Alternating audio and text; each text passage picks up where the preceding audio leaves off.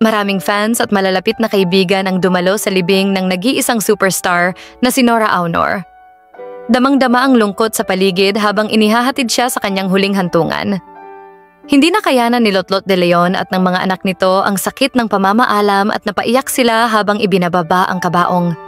Kitang-kita ang bigat ng kanilang damdamin. Ang ilan sa mga fans ay tulala at tahimik na lumuluha habang ang iba'y humahagulgol sa sakit. Mayroon pang nahimatay dahil sa sobrang emosyon at pagdadalamhati.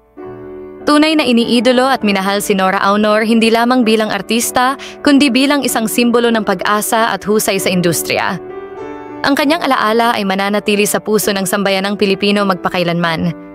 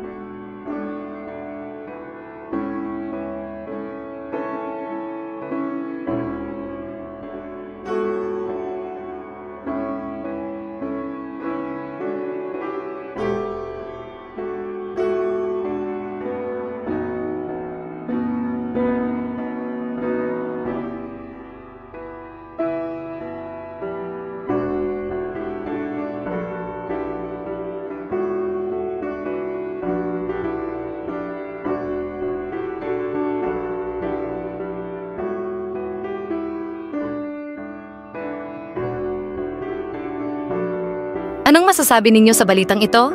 Magkomento sa ibaba at huwag kalimutang mag-subscribe for more videos. Maraming salamat sa panonood!